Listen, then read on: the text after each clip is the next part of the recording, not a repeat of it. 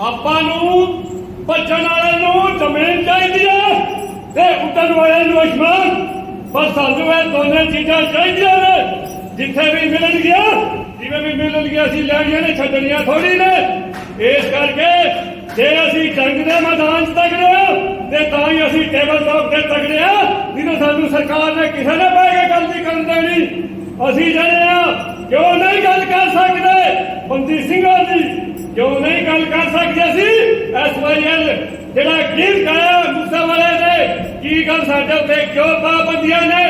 ਇਹਨਾਂ ਦੀ ਸਰਕਾਰ ਇੱਕ ਜਿਹੜਾ ਹੈ ਰਾਜੀਵ ਗਾਂਧੀ ਜਿਹੜਾ ਪ੍ਰਧਾਨ ਮੰਤਰੀ ਹੋਵੇ ਉਹਦਾ ਜਦੋਂ ਕਤਲ ਕੀਤਾ ਜਾਂਦਾ ਹੈ ਤੇ ਸੁਪਰੀਮ ਕੋਰਟ ਉਹਨਾਂ ਨੂੰ ਬਰੀ ਕਰਦੀ ਹੈ। ਔਰ ਸਾਡੇ ਬੰਦੀ ਸਿੰਘ ਜਿਨ੍ਹਾਂ ਨੂੰ 30 ਸਾਲ ਹੋ ਗਏ ਨੇ ਜੇਲ੍ਹਾਂ ਵਿੱਚ ਬੰਦ, ਉਹਨਾਂ ਨੂੰ ਅੱਜ ਤੱਕ ਇੱਕ ਦਿਨ ਦੀ ਪਰੋਲ ਵੀ ਨਹੀਂ ਦਿੱਤੀ। ਜਦ ਕਿ ਇਹ ਸਰਕਾਰ ਸਰਸਾ ਸਾਧ ਨੂੰ ਜਿਨ੍ਹਾਂ ਨੂੰ ਹੁਣ ਤੱਕ ਪੰਜਾਬ ਸਰਕਾਰ ਦੇ ਵਿੱਚ ਬਾਦਲ ਸਰਕਾਰ ਨੇ ਹੋਰ ਸਰਕਾਰਾਂ ਨੇ ਬੜਾ ਨਵਾਜਿਆ, ਉਹਨੂੰ ਮਹੀਨੇ ਦੀ ਪਰੋਲ ਦਿੱਤੀ ਜਾਂਦੀ ਹੈ, ਜਿਹਦੇ ਉੱਤੇ ਬਹੁਤ ਸੰਗੀਨ ਅਪਰਾਧ ਔਰ ਬਹੁਤ ਸੰਗੀਨ ਧਾਰਾ ਦੇ ਵਿੱਚ ਉਹਨੂੰ ਸਜ਼ਾਵਾਂ ਹੋਈਆਂ ਨੇ। ਇਸ ਕਰਕੇ ਅਸੀਂ ਜਿਹੜੇ ਆ ਗੁਲਾਮੀ ਨਹੀਂ ਚੱਲਾਂਗੇ। ਇਸ ਕਰਕੇ ਆਪਾਂ ਸਾਰੀ ਕੌਮ ਜਿਹੜੀ ਹੈ ਇੱਕ ਹੋ ਕੇ ਤੇ ਆਪਣੇ ਬੰਦੀ ਸਿੰਘਾਂ ਦੀ ਰਿਹਾਈ ਵੀ ਕਰਾ ਸਕਦੇ ਆ। ਤੇ ਜਿਹੜਾ SYL ਦਾ ਪਾਣੀ ਦਾ ਮੁੱਦਾ ਹੈ, ਮੇਰੇ ਵੀਰੋ, ਪੰਜਾਬ ਵਾਲਿਆਂ ਨੂੰ ਅਪੇਰੀਅਨ ਕਾਨੂੰਨ ਕਹਿੰਦਾ ਹੈ ਕਿ ਜਿਹੜੇ ਸਟੇਟ ਦੇ ਵਿੱਚੋਂ ਜਿਹੜੀ ਵੀ ਨਹਿਰ ਕੋਈ ਵੀ ਦਰਿਆ ਲੰਘਦਾ ਹੈ ਉੱਥੇ ਹੱਕ ਉਹਦਾ ਹੁੰਦਾ ਹੈ। ਤੇ ਪੰਜਾਬ ਦਾ ਪਾਣੀ ਧੱਕੇ ਨਾਲ ਖੋ ਕੇ ਸੈਂਟਰ ਸਰਕਾਰ ਰਾਜਸਥਾਨ ਨੂੰ ਦਿੱਤਾ ਗਿਆ ਹੈ, ਦਿੱਲੀ ਨੂੰ ਦਿੱਤਾ ਗਿਆ ਹੈ। ਹਰਿਆਣੇ ਨੂੰ ਜਦੋਂ ਲੋੜ ਹੋਵੇਗੀ ਉਹ ਪੰਜਾਬ ਵੱਡੇ ਵੀ ਕੋਲੋਂ ਆਪਣੇ ਮੰਗ ਕੇ ਲੈ ਲਵੇਗਾ, ਕੋਈ ਜਵਾਬ ਨਹੀਂ ਦੇਵੇਗਾ। ਇਸ ਕਰਕੇ ਕਿਸੇ ਵੀ ਸਟੇਟ ਦੇ ਵਿੱਚੋਂ ਸਾਨੂੰ ਕੋਲਾ ਲੈਣਾ ਪੈਂਦਾ ਹੈ, ਕੋਈ ਹੋਰ ਚੀਜ਼ ਲੈਣੀ ਪੈਂਦੀ ਹੈ, ਸਾਨੂੰ ਉਹਦੀ ਜਿਹੜੀ ਹੈ ਪਹਿਲਾਂ ਪੇਮੈਂਟ ਜਿਹੜੀ ਅਦਾ ਕਰਨੀ ਪੈਂਦੀ ਹੈ। ਇਸ ਕਰਕੇ ਸੈਂਟਰ ਸਰਕਾਰ ਅਗਰ ਪੰਜਾਬ ਦਾ ਪਾਣੀ ਖੜਨਾ ਚਾਹੁੰਦੀ ਹੈ ਤੇ ਸਾਨੂੰ ਉਹਦਾ 20 ਰੁਪਏ ਬੋਤਲ ਪਾਣੀ ਵੇਚਦੇ ਨੇ, ਸਾਨੂੰ ਉਹਦੇ ਹਿਸਾਬ ਨਾਲ ਪੈਸਾ ਦੇ ਦੇਣ। ਪੰਜਾਬ ਦੇ ਸਿਰ ਕਰਜ਼ਾ ਨਹੀਂ ਲੈਂਦਾ, ਅਸੀਂ ਉਸ ਪਾਣੀ ਨੂੰ ਹੀ ਪੂਰਾ ਕਰ ਲਵਾਂਗੇ। ਇਸ ਕਰਕੇ ਆਪਾਂ ਹਰ ਚੀਜ਼ ਦੀ ਗੱਲ ਆਜ਼ਾਦੀ ਨਾਲ ਕਰਾਂਗੇ ਤੇ ਆਜ਼ਾਦੀ ਨਾਲ ਤਾਂ ਹੀ ਕਰਾਂਗੇ ਜਦੋਂ ਆਪਾਂ ਇੱਕ ਹੋਵਾਂਗੇ, ਇੱਕ ਮੰਚ ਦੇ ਉੱਤੇ ਹੋਵਾਂਗੇ। ਆਪਾਂ ਸ੍ਰੀ ਅਕਾਲ ਤਖਤ ਸਾਹਿਬ ਦੀ ਅੱਜ ਆਪਾਂ ਨੂੰ ਸੁਗੰਧ ਇਸ ਗੱਲ ਦੀ ਇਸ ਸਟੇਜ ਤੇ ਖਲੋਗੇ ਤੇ ਆਪਾਂ ਸਾਰੇ ਇਸ ਗੱਲ ਦੀ ਸਹੁੰ ਖਾ ਕੇ ਜਾਈਏ ਕਿ ਆਪਾਂ ਜਿਹੜੇ ਮਸਲੇ ਵਾਸਤੇ ਅੱਜ ਇਕੱਠੇ ਹੋਏ ਆ, ਆਪਾਂ ਉਸ ਗੱਲ ਦਾ ਹੱਥ ਖੜੇ ਕਰਕੇ ਵਿਸ਼ਵਾਸ ਕਿ ਅੱਜ ਆਪਾਂ ਇਸ ਗੱਲ ਦਾ ਪੰਡ ਕਰਨੇ ਆ ਕਿ ਅਕਾਲ ਤਖਤ ਸਾਹਿਬ ਦਾ ਆਪਾਂ ਹੁਕਮ ਮੰਨਾਂਗੇ। ਇਸ ਕਰਕੇ ਆਪ ਦੀ ਅੱਗੇ ਬੇਨਤੀ ਹੈ ਕਿ ਆਪ ਕੋਈ ਵੀ ਜਨਮ ਦੀ ਝਗੜਨ ਦੀ ਕੁਝ ਵੀ ਗੱਲ ਨਹੀਂ ਹੈਗੀ। ਆਪਾਂ ਜਿਹੜੇ ਆ ਭਾਰਤ ਦਾ ਵਸਨੀਕ ਆ, ਇਸ ਕਰਕੇ ਇੱਥੇ ਆਪਾਂ ਖੁੱਲ੍ਹ ਕੇ ਆਪਣੀ ਗੱਲ ਰੱਖ ਸਕਦੇ ਆ। ਇਸ ਕਰਕੇ ਕੋਈ ਵੀ ਦਬਣ ਦੀ ਲੋੜ ਨਹੀਂ, ਕੋਈ ਝੁਕਣ ਦੀ ਲੋੜ ਨਹੀਂ ਤੇ ਖੁੱਲ੍ਹ ਕੇ ਗੱਲ ਕਰਾਂਗੇ। ਇਸ ਕਰਕੇ ਅਗਰ ਸਰਕਾਰਾਂ ਸਾਨੂੰ ਦਬਾਉਣਾ ਚਾਹਣਗੀਆਂ ਤੇ ਸੁਣ ਦਿੱਲੀਆਂ ਸਰਕਾਰਾਂ ਉਹ ਕੋਈ ਖੰਡਾ ਤਿੱਖੀ ਕਰ ਪਾਣੀ ਕਰੂਗਾ, ਤੈਨੂੰ ਦਿੱਲੀਆਂ ਦੀ ਜੰਗ ਦਾ ਐਲਾਨ ਕਰੂਗਾ। 80 ਸਾਲਾਂ ਦੇ ਬਾਬਿਆਂ ਤੋਂ ਲੈ ਕੇ ਥਾਪੜਾ ਤੈਨੂੰ ਜੰਗ ਦਾ ਐਲਾਨ ਨੌਜਵਾਨ ਕਰੂਗਾ। ਪਰ ਫਸਲਾਂ ਦੇ ਫੈਸਲੇ ਕਿਸਾਨ ਕਰੂਗਾ, ਫਸਲਾਂ ਦੇ ਫੈਸਲੇ ਜਵਾਨ ਕਰੂਗਾ। ਬੋਲੇ ਸੋਨਿਹਾਲ। ਖੈਰ ਵੀਰ ਪਰਮਪਾਲ ਸਿੰਘ ਜੀ ਦਾ ਇੱਕ ਵਚਨ, ਇੱਕ ਕਹੀ ਗੱਲ ਸੱਚ ਜਾਣਿਓ ਨੋਟ ਕਰਨ ਵਾਲੀ ਸੀ। ਉਹ ਗੱਲ ਹਵਾ 'ਚ ਨਹੀਂ ਬੋਲ ਰਹੀ ਸੀ, ਉਹ ਗੱਲ ਉਹਨਾਂ ਦੇ ਸਿੱਖ ਇੱਕ ਜਜ਼ਬਾ ਸੀ, ਉਹਨਾਂ ਨੂੰ ਦਰਦ ਸੀ ਉਹਨਾਂ ਨੂੰ ਵੀ ਸਿੱਖੀ ਦੇ ਪ੍ਰਤੀ। ਤੇ ਇਹ 2-3 ਮਹੀਨੇ ਬਾਅਦ ਫਿਰ ਦੁਬਾਰਾ ਇਹੋ ਜਿਹੇ ਕੋਈ ਕੈਂਪ ਲਗਾਏ ਜਾਣੇ ਨੇ। ਅਸੀਂ ਬਹੁਤ ਧੜੇਬੰਦੀਆਂ 'ਚ ਜਿਹੜੇ ਉਹ ਖਿਲਰ ਚੁੱਕੇ ਹਾਂ। ਆਓ ਇੱਕ ਪਲੇਟਫਾਰਮ ਤੇ ਆਈਏ। ਜਿਵੇਂ ਕਿਸਾਨੀ ਮੋਰਚਾ ਜਿਹੜਾ ਹੈ ਇੱਕ ਪਲੇਟਫਾਰਮ ਤੇ ਆ ਕੇ ਉਹਨਾਂ ਨੇ ਜਿੱਤ ਹਾਸਲ ਕੀਤੀ ਹੈ। ਮੈਨੂੰ ਵੀ ਕਿਸਾਨੀ ਉੱਥੇ ਅੰਦੋਲਨ ਤੇ ਜਾਣ ਦਾ ਮੌਕਾ ਮਿਲਿਆ। ਇੱਕ ਗੱਲ ਅਪੀਲ ਕੀਤੀ, ਉੱਥੇ ਜਾ ਕੇ ਜਗ੍ਹਾ ਬੋਰਡ ਲੱਗੇ ਸੀ ਕਿ ਇਹ ਜ਼ਮੀਨਾਂ ਵਾਲਿਆਂ ਦਾ ਅੰਦੋਲਨ ਨਹੀਂ, ਇਹ ਅੰਦੋਲਨ ਜ਼ਮੀਰਾਂ ਵਾਲਿਆਂ ਦਾ ਹੈ। ਤੇ ਇਹੋ ਜਿਹੀਆਂ ਗੋਸ਼ਟੀਆਂ, ਇਹੋ ਜਿਹੇ ਸੈਮੀਨਾਰ ਪਤਾ ਨਹੀਂ ਮਨੋਜ ਸਿੰਘ ਤੇ ਪਰਮਪਾਲ ਸਿੰਘ ਨੇ ਕਿੰਨਿਆਂ ਨੂੰ ਸੱਦੇ ਦਿੱਤੇ ਹੋਣਗੇ ਕਿ ਜ਼ਮੀਰਾਂ ਵਾਲਿਆਂ ਦੇ ਇਹ ਗੋਸ਼ਟੀਆਂ, ਇਹ ਸੈਮੀਨਾਰ ਨੇ ਜਿਨ੍ਹਾਂ ਦੇ ਹਿਰਦੇ ਦੇ ਵਿੱਚ ਸਿੱਖ ਧਰਮ ਦੇ ਪ੍ਰਤੀ ਆਪਣਾ ਜਿਹੜਾ ਇੱਕ ਦਰਦ ਹੈ। गुरमत फलसफे की गल करी। बाबा नानक ने, भगत रविदास जी ने जो सानू गल कही, मैं एक गल कह के बस खीमे का चाचा कहांगा, समा इजाजत नहीं दे रहा कि बेगमपुरे की गल की है।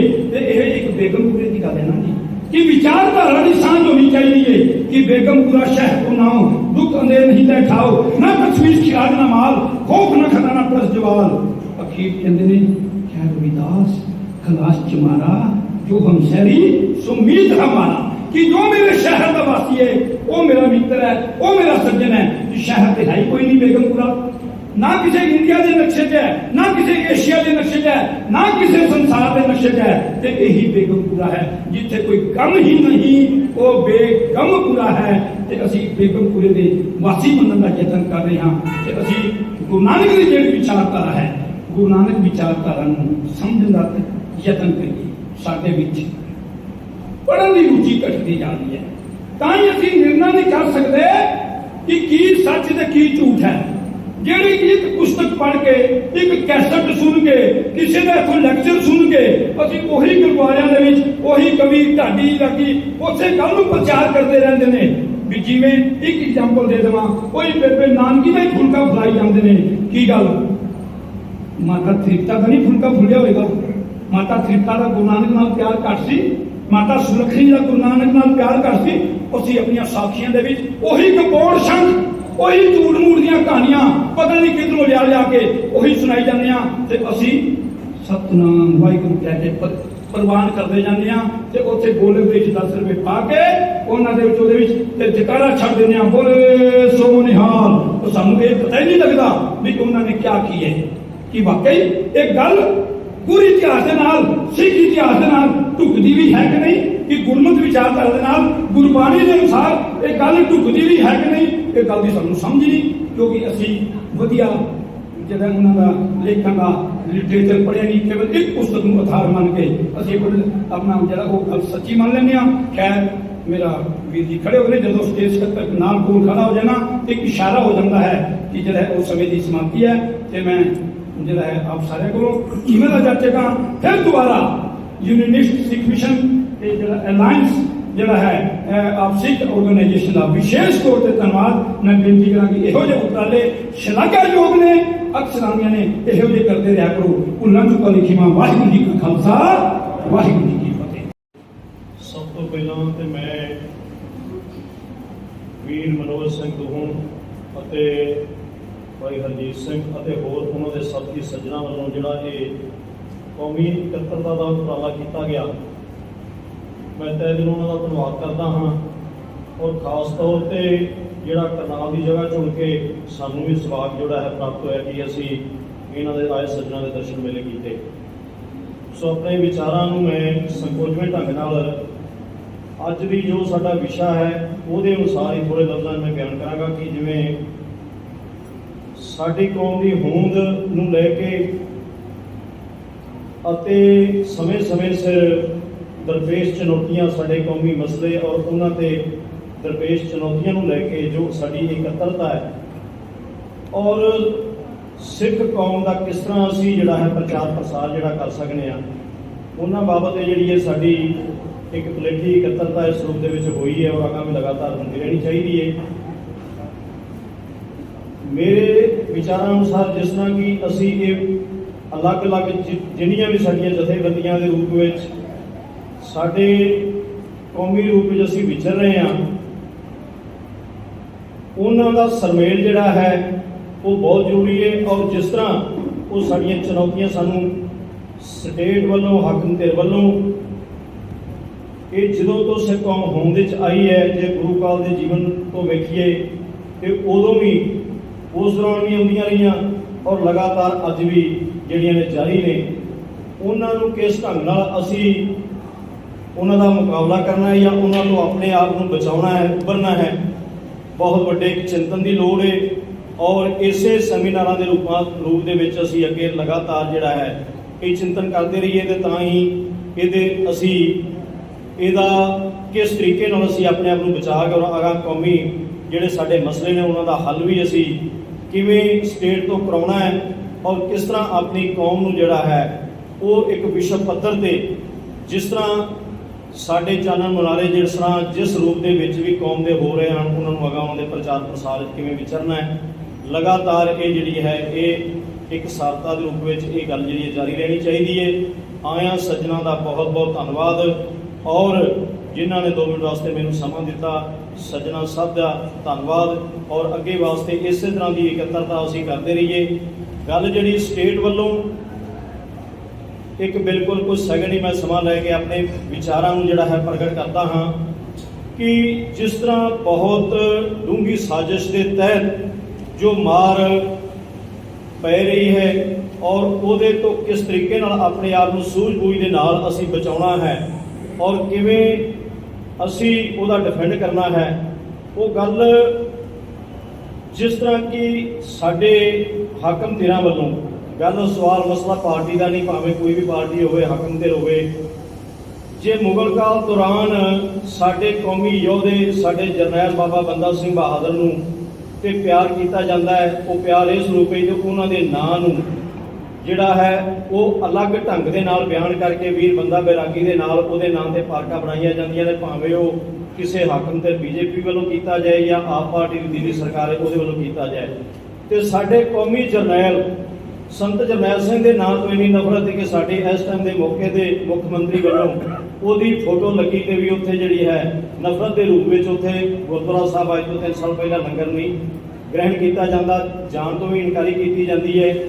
ਉਹੀ ਮਸਲੇ ਜਿਹੜੇ ਨੇ ਲਗਾਤਾਰ ਅੱਜ ਵੀ ਜੇ ਅਸੀਂ ਭਗਤ ਸਿੰਘ ਦੇ ਨਾਮ ਤੇ ਅਸੀਂ ਫੱਟ ਜਿਹੜਾ ਹੈ ਸਾਡੇ ਮਨ 'ਚ ਇਹ ਆ ਜਾਂਦੀ ਹੈ ਕਿ ਭਗਤ ਸਿੰਘ ਸਾਡਾ ਜਿਹੜਾ ਹੈ ਉਹ ਸ਼ਾਇਦ ਕੌਮੀ ਹੀਰੋ ਸੀ, ਪਰ ਅਫਸੋਸ ਦੀ ਗੱਲ ਸਾਨੂੰ ਹਮੇਸ਼ਾ ਇਹ ਮਾਰ ਪਈ ਹੈ ਕਿ ਅਸੀਂ ਵਿਦਵਤਾ ਦੇ ਪੱਖੋਂ ਅਸੀਂ ਵਿਹੂਣੇ ਰਹੇ ਹਾਂ ਕਿ ਭਗਤ ਸਿੰਘ ਜਿਹਨੂੰ ਸਟੇਟ ਨੇ ਤੇ ਕੌਮੀ ਹੀਰੋ ਬਣਾਇਆ ਜਾਂ ਦੇਸ਼ ਦਾ ਹੀਰੋ ਬਣਾਇਆ ਉਹ ਤੇ ਸਾਨੂੰ ਯਾਦ ਹੈ, ਤੇ ਸਾਨੂੰ ਕਰਤਾਰ ਸਿੰਘ ਸਰਾਭਾ ਵਰਗੇ ਸਾਡੇ ਜਿਹੜੇ ਗਦਰੀ ਬਾਬੇ ਜਾਂ ਹੋਰ ਸੈਂਕੜੇ ਸ਼ਹੀਦ ਜਿਨ੍ਹਾਂ ਨੇ ਕਾਲੇ ਪਾਣੀ ਦੀਆਂ ਸਜ਼ਾਵਾਂ ਔਰ ਉੱਥੋਂ ਦੀਵਾਨ ਸਿੰਘ ਵਰਗੇ ਉੱਥੇ ਹੀ ਆਪਣਾ ਜੀਵਨ ਸਮਾਪਤ ਕਰਕੇ ਸ਼ਹਾਦਤਾਂ ਪ੍ਰਾਪਤ ਕਰ ਗਏ ਔਰ ਇੰਨੇ ਕੁ ਸਾਡੇ ਜਿਹੜੇ ਨੇ ਦੇਸ਼ ਨੂੰ ਆਜ਼ਾਦ ਕਰਨ ਦੇ ਸਮੇਂ ਸ਼ਹੀਦ ਹੋਏ ਉਹ ਸਾਨੂੰ ਯਾਦ ਨਹੀਂ। ਇਹਨਾਂ ਗੱਲਾਂ ਨੂੰ ਸਮਝਣ ਦੀ ਲੋੜ ਹੈ ਬਖੂਬੀ, ਔਰ ਇਹ ਗੱਲ ਦਾ ਅਹਿਸਾਸ ਕਰਾਉਣ ਦੀ ਲੋੜ ਹੈ ਕਿ ਸ਼ਹੀਦ ਜਿਹੜੇ ਨੇ ਸਾਡੇ ਉਹ ਸਾਡੇ ਵਾਸਤੇ ਸਾਰੇ ਇੱਕੋ ਜਿਹੇ ਨੇ, ਭਾਵੇਂ ਉਹ ਮੁਗਲ ਕਾਲ ਦੇ ਦੌਰਾਨ ਸਾਡੇ ਕੌਮੀ ਜਰਨੈਲ ਬਾਬਾ ਬੰਦਾ ਸਿੰਘ ਬਹਾਦਰ ਦੀ ਗੱਲ ਹੋਵੇ ਜਾਂ ਅੱਜ ਸਾਡੇ ਕੌਮੀ ਸ਼ਹੀਦ ਸੰਤ ਜਰਨੈਲ ਸਿੰਘ ਦੀ ਗੱਲ ਹੋਵੇ ਜਾਂ ਉਹਦੇ ਵਿੱਚ ਕਰਤਾਰ ਸਿੰਘ ਸਰਾਭਾ ਦੀ ਹੋਵੇ ਜਾਂ ਕਿਸੇ ਹੋਰ ਦੀ ਹੋਵੇ। ਇਹ ਖੁਦ ਸਾਨੂੰ ਪਹਿਲਾਂ ਅੰਦਰੇ ਆਪਣੇ ਘਰ ਸਮਝਣ ਦੀ ਲੋੜ ਹੈ ਔਰ ਆਪਣੇ ਘਰ ਦੇ ਵਿੱਚ ਹੀ ਜਿਸ ਤਰ੍ਹਾਂ ਮੈਂ ਸਟੇਟ ਦਾ ਕਿਸੇ ਪਾਰਟੀ ਦੇ ਰੂਪ ਵਿੱਚ ਜਿਹੜਾ ਹੈ ਬਗੈਰ ਨਾਂ ਲੈ ਮੈਂ ਗੱਲ ਕੀਤੀ ਹੈ, ਅੱਜ ਦੀ ਮੌਕੇ ਦੀ ਹਿੰਦੂ ਧਿਰ ਵੱਲੋਂ ਜਿਸ ਤਰ੍ਹਾਂ ਮੁਗਲਾਂ ਵੱਲੋਂ ਬਾਬਾ ਬੰਦਾ ਸਿੰਘ ਬਹਾਦਰ ਜਾਂ ਅਨੇਕਾਂ ਸਿੰਘਾਂ ਦਾ ਉਹ ਉਦੋਂ ਵੀ ਲੜਾਈ ਜਿਹੜੀ ਹੈ ਹਾਕਮ ਧਿਰ ਦੇ ਖਿਲਾਫ ਸੀ ਤੇ ਅੱਜ ਦੀ ਵੀ ਲੜਾਈ ਹਾਕਮ ਧਿਰ ਦੇ ਖਿਲਾਫ ਹੈ। ਸਵਾਲ ਇੱਥੇ ਕਿਸੇ ਜਾਤ ਬਰਾਦਰੀ ਦਾ ਨਹੀਂ, ਕਿਸੇ ਹਿੰਦੂ ਧਿਰ ਨਾਲ ਲੜਾਈ ਨਹੀਂ ਜਾਂ ਮੁਸਲਮਾਨ ਨਾਲ ਲੜਾਈ ਨਹੀਂ, ਲੜਾਈ ਉਦੋਂ ਵੀ ਉਸ ਸਮੇਂ ਦੇ ਹਾਕਮ ਧਿਰ ਨਾਲ ਸੀ ਤੇ ਅੱਜ ਵੀ ਹਾਕਮ ਧਿਰ ਨਾਲ ਹੈ। ਅਨਿਆਂ ਦੇ ਖਿਲਾਫ ਹੈ, ਜ਼ਾਬਰ ਜ਼ੁਲਮ ਦੇ ਖਿਲਾਫ ਹੈ। ਜੋ ਸਿੱਖੀ ਦਾ ਸਿਧਾਂਤ ਹੈ ਉਹ ਹਮੇਸ਼ਾ ਅਨਿਆਂ ਦੇ ਖਿਲਾਫ ਜ਼ਾਬਰ ਜ਼ੁਲਮ ਦੇ ਖਿਲਾਫ ਖੜਦਾ ਹੈ ਔਰ ਖੜਦਾ ਰਹੇਗਾ। ਇਸ ਗੱਲ ਦਾ ਮੈਂ ਅਹਿਸਾਸ ਕਰਾਉਂਦਾ ਹੋਇਆ ਆਪਣੇ ਵਿਚਾਰਾਂ ਨੂੰ ਸੰਬੋਧਦਾ ਹਾਂ ਔਰ ਅੱਗੇ ਵਾਸਤੇ ਇਸੇ ਗੱਲ ਨੂੰ ਲੈ ਕੇ ਆਪਾਂ ਹਮੇਸ਼ਾ ਆਪਣੇ ਕੌਮੀ ਸ਼ਹੀਦਾਂ ਨੂੰ ਆਪਣੇ ਵਿਰਸੇ ਨੂੰ ਕਿਸ ਤਰ੍ਹਾਂ ਸਟੇਟ ਕਿਸ ਤਰ੍ਹਾਂ ਮਤਲਬ ਮੌਕੇ ਦੀਆਂ ਹਾਕਮ ਧਿਰਾਂ ਕਿਵੇਂ ਸਾਡੇ ਕੌਮੀ ਸ਼ਹੀਦਾਂ ਨੂੰ ਕਿਵੇਂ ਸਾਡੇ ਇਤਿਹਾਸ ਨੂੰ ਕਿਵੇਂ ਸਾਡੇ ਗੁਰੂ ਸਾਹਿਬ ਦੇ ਜਿਹੜੇ ਜੀਵਨ ਨੂੰ ਜਾਂ ਉਹਨਾਂ ਦੇ ਇਤਿਹਾਸ ਨੂੰ ਕਿਵੇਂ ਤਰੋੜਿਆ ਮਰੋੜਿਆ ਜਾ ਰਿਹਾ ਉਹ ਸਾਨੂੰ ਗੱਲਾਂ ਬਹੁਤ ਗੰਭੀਰਤਾ ਨਾਲ ਉਹਨਾਂ ਦਾ ਚਿੰਤਨ ਕਰਨਾ ਚਾਹੀਦਾ ਹੈ ਔਰ ਸਾਨੂੰ ਕਿਉਂ ਜਿਹੜਾ ਉਹਨਾਂ ਵਾਸਤੇ ਲਗਾਤਾਰ ਧਰਨੇ ਲਗਾ ਕੇ ਸਾਨੂੰ ਰੋਸ ਮੁਜ਼ਾਹਰੇ ਕਰਕੇ ਸਾਨੂੰ ਸ਼ਹੀਦੀਆਂ ਪ੍ਰਾਪਤ ਕਰਕੇ ਆਪਣੇ ਵਿਰਸੇ ਨੂੰ ਸੰਭਾਲਣਾ ਪੈ ਰਿਹਾ ਹੈ। ਇਹ ਗੱਲ ਸਾਡੇ ਵਾਸਤੇ ਬਹੁਤ ਚਿੰਤਨ ਦੀ ਔਰ ਲਗਾਤਾਰ ਇਹਨਾਂ ਵਾਸਤੇ ਇਹੋ ਜਿਹੀ ਜਿਹੜੀ ਹੈ ਸੈਮੀਨਾਰ ਦੇ ਰੂਪ ਵਿੱਚ ਇਕੱਤਰਤਾ ਜਿਹੜੀਆਂ ਨੇ ਹੋਣੀਆਂ ਚਾਹੀਦੀਆਂ ਨੇ। ਇਹਨਾਂ ਗੱਲਾਂ ਨਾਲ ਹੀ ਮੈਂ ਆਪਣੇ ਸ਼ਬਦਾਂ ਦਾ ਜਿਹੜਾ ਹੈ ਸੰਕੋਚ ਕਰਨਾ। ਵਾਹਿਗੁਰੂ ਜੀ ਕਾ ਖਾਲਸਾ ਵਾਹਿਗੁਰੂ ਜੀ ਕੀ ਫਤਿਹ।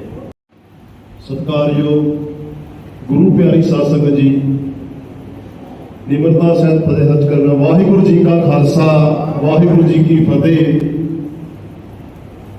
ਕੌਮੀ ਇਕੱਤਰਤਾ ਲਈ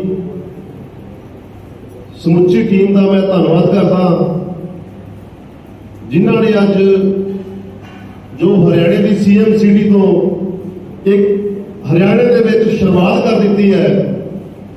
ਕਿ ਅਸੀਂ ਇੱਕ ਨਿਸ਼ਾਨ ਸਾਹਿਬ ਥੱਲੇ ਇਕੱਠੇ ਹੋਈਏ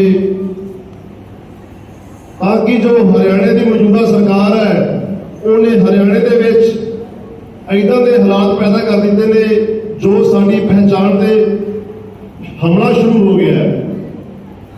ਅੱਜ ਸਾਡੀ ਪਹਿਚਾਣ ਦੇ ਉੱਤੇ ਮੌਜੂਦਾ ਸਰਕਾਰ ਸਾਡੀ ਘੱਟ ਗਿਣਤੀਆਂ ਉਹਨਾਂ ਨੂੰ ਇੱਕ ਟਾਰਗੇਟ ਤੇ ਲੈ ਲਿਆ ਹਰਿਆਣਾ ਸਰਕਾਰ ਨੇ, ਜੋ RSS ਦੀ ਨੀਤੀ, ਜਿਵੇਂ ਕਿ ਭਾਈ ਹਰਪਾਲ ਸਿੰਘ ਜੀ ਦੱਸ ਰਹੇ ਸਨ, ਜੋ ਸੰਤ ਜਰਨੈਲ ਸਿੰਘ ਖਾਨ ਸਾਹਿਬ ਭਿੰਡਰਾਂ ਵਾਲੇ ਦੀ ਫੋਟੋ ਦਾ ਇਸ਼ੂ ਬਣਾਇਆ ਇਹਨਾਂ ਨੇ 2018 ਦੇ ਵਿੱਚ 28 ਅਕਤੂਬਰ ਨੂੰ 28 ਸਤੰਬਰ ਨੂੰ, ਤੇ ਉਹ ਇਸ਼ੂ ਅੱਗੇ ਲਿਆਉਂਦਾ ਹੋਇਆ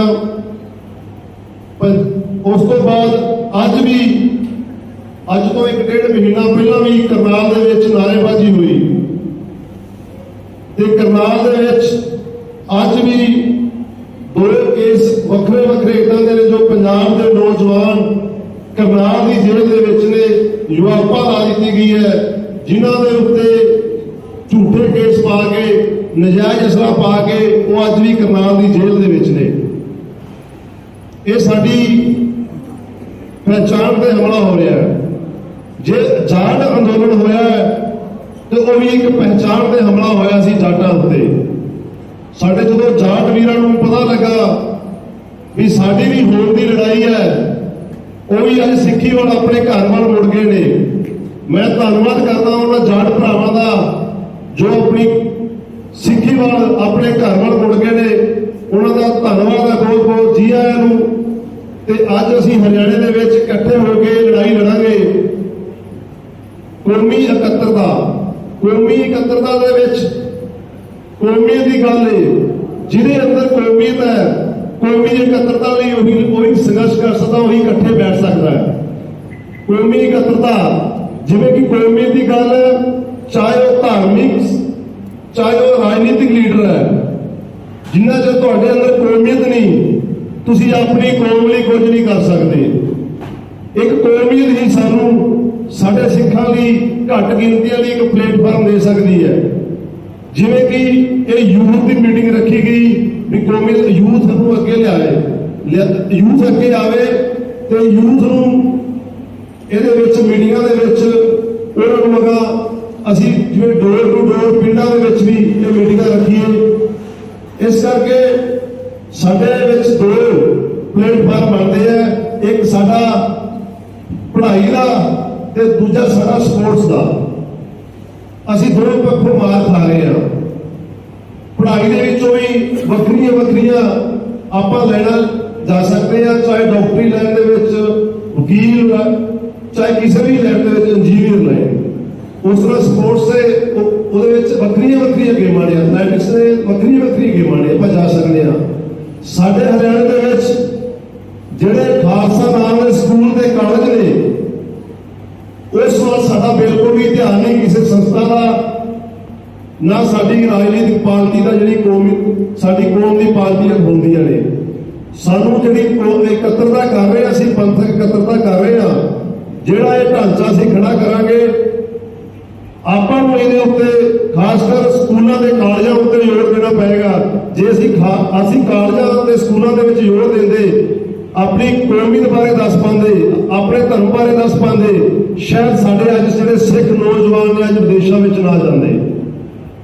ਜਿੱਥੇ ਸਾਡੀ ਜੜ ਬਣਨੀ ਸੀ, ਸਾਡੀ ਜੜ ਹੀ ਉੱਥੋਂ ਖਤਮ ਹੋ ਗਈ। ਸਾਡੇ ਜਿਹੜੇ ਖਾਲਸਾ ਸਕੂਲ ਜਾਂ ਕਾਲਜ ਨੇ, ਉੱਥੇ ਹਿੰਦੂਤਵ ਦਾ ਪ੍ਰਚਾਰ ਹੋ ਰਿਹਾ ਹੈ, ਨਾ ਕਿ ਸਿੱਖ ਕੌਮ ਦਾ ਪ੍ਰਚਾਰ ਹੋ ਰਿਹਾ ਹੈ, ਨਾ ਕੌਮੀ ਦਾ ਪ੍ਰਚਾਰ ਨਹੀਂ ਹੋ ਰਿਹਾ।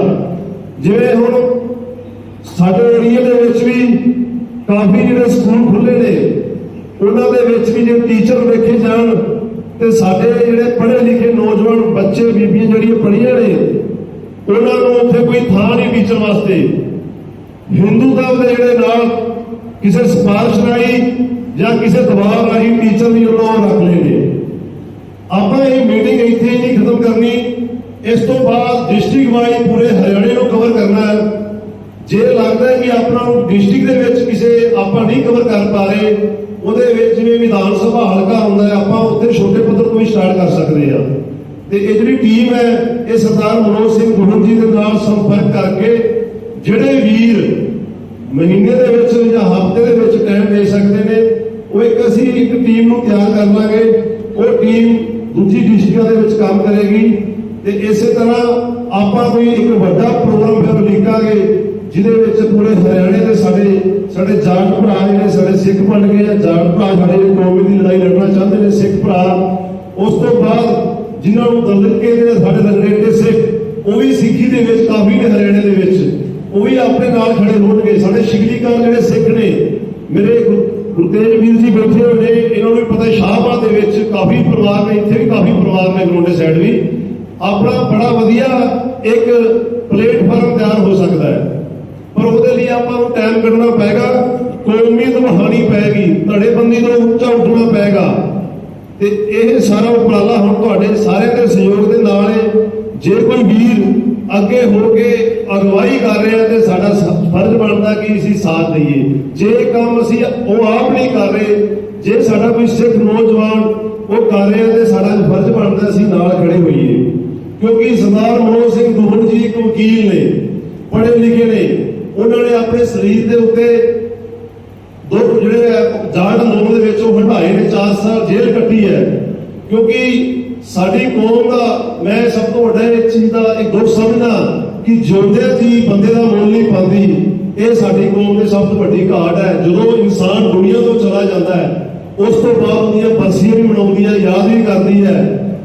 ਕਿਉਂਕਿ ਸਾਡੇ ਵਿੱਚ ਸਰਦਾਰ ਦੀਪ ਸਿੰਘ ਸਿੱਧੂ ਜਦੋਂ ਆਏ ਉਸ ਵੀਰ ਨੂੰ ਅਸੀਂ ਸਮਝਣ ਲੱਗੇ ਬਹੁਤ ਜ਼ਿਆਦਾ ਦੇਰ ਕਰ ਦਿੱਤੀ ਸੀ, ਪਰ ਜਦੋਂ ਦੁਨੀਆ ਤੋਂ ਚਲਾ ਗਿਆ ਉਸ ਤੋਂ ਬਾਅਦ ਤੁਸੀਂ ਵੇਖੋ ਸ਼੍ਰੀ ਫਤਿਹਗੜ੍ਹ ਸਾਹਿਬ ਦੀ ਧਰਤੀ ਦੇ ਲੱਖਾਂ ਦਾ ਇਕੱਠ ਸੀ।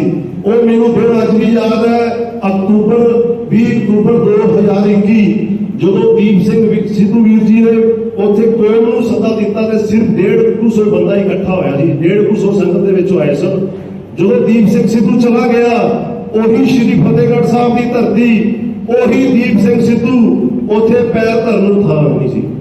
ਤੇ ਮੈਂ ਸਰਦਾਰ ਮਨੋਜ ਸਿੰਘ ਦੁਹਨ ਜੀ ਅੱਗੇ ਉਮੀਦ ਕਰਦਾ ਤੇ ਵਾਹਿਗੁਰੂ ਅੱਗੇ ਅਰਦਾਸ ਕਰਦਾ ਹਾਂ, ਤੁਸੀਂ ਚੜ੍ਹਦੀ ਕਲਾ ਦੇ ਨਾਲ ਇਸ ਕੌਮ ਦੀ ਅਗਵਾਈ ਕਰੋ ਤੇ ਜਿਹੜੀ ਇਹ ਕੌਮ ਭਰੋਸਾ ਲੈ ਕੇ ਤੁਹਾਨੂੰ ਨਾਲ ਚੱਲੇਗੀ ਉਸ ਭਰੋਸੇ ਤੇ ਖਰਾ ਉਤਰੋ, ਤਾਂ ਕਿ ਇਹ ਜਿਹੜੀ ਲੜਾਈ ਹੈ ਇਹ ਅਸੀਂ ਉਹ ਲੜਾਈ ਇਕੱਲੇ ਸਿੱਖਾਂ ਲਈ ਨਹੀਂ ਲੜ ਰਹੇ। ਇਹ ਅੱਜ ਜਿਨ੍ਹਾਂ ਦੇ ਜ਼ੁਲਮ ਹੋ ਰਿਹਾ ਹੈ, ਮੁਸਲਮਾਨ ਭਾਈਚਾਰੇ ਦੇ ਜ਼ੁਲਮ ਹੋ ਰਿਹਾ ਹੈ, ਲੰਗੜੇਟੇ ਸਿੱਖਾਂ ਦੇ ਜਿਹਨੂੰ ਦਲਿਤ ਕਹਿ ਰਹੇ ਉਹਦਾ ਜ਼ੁਲਮ ਹੋ ਰਿਹਾ ਹੈ।